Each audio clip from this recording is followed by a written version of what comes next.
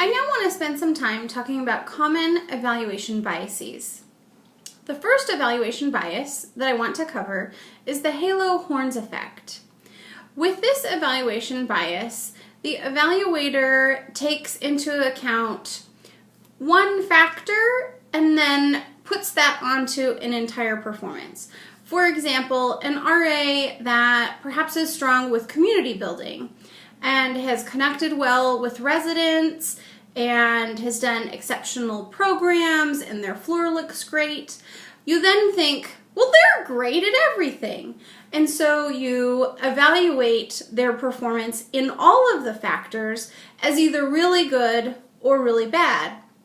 The opposite, an opposite example would be if you have an RA maybe who's struggling with time management, and so you rate all of their areas of performance weak or needing improvement, when maybe they're doing a great job with policy enforcement or community building. So it's important with the Halo-Horns effect to keep in mind the actual factor that you're evaluating. Look at each of them individually, look at the expectations, and look at the individual behaviors for each factor, and look at it very individually.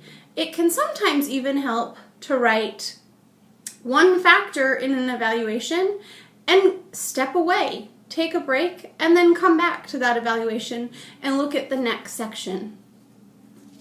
The next bias that I want to talk about is the recency bias.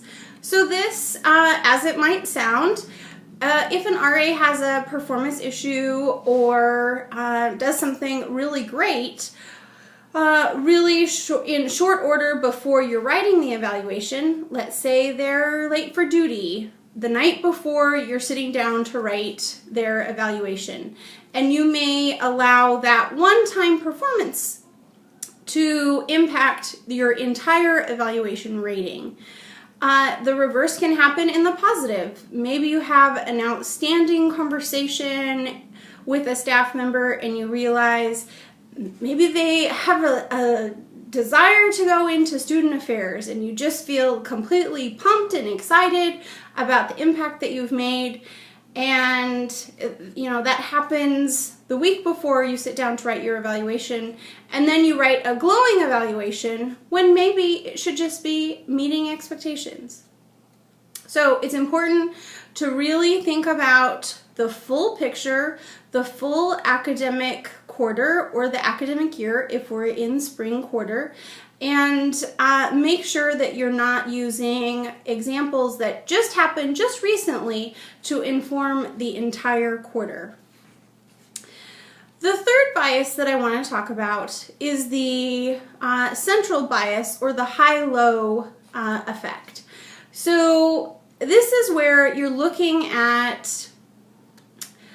evaluating every staff member as just average.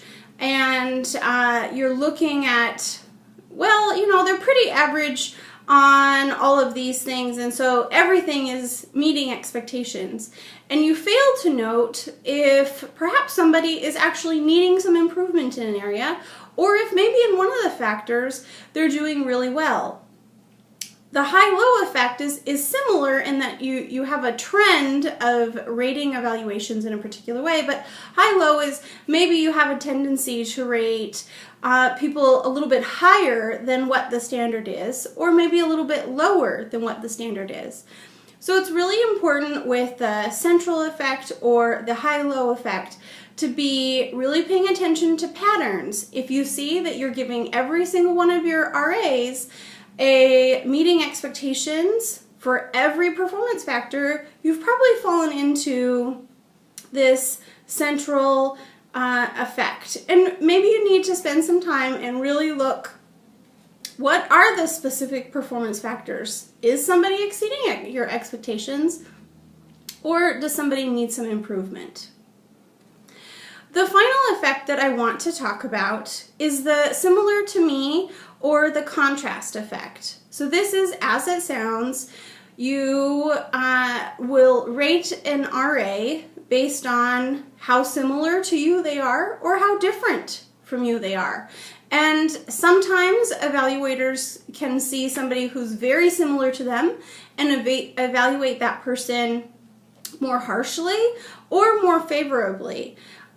Similarly, if you have somebody who's particularly different from you, you may rate them either particularly harshly or perhaps more favorably than others.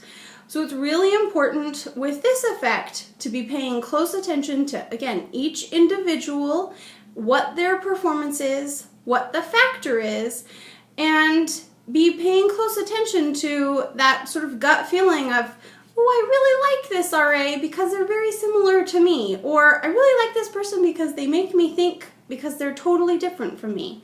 So pay attention to that gut and keep it in check. All right, on to the next.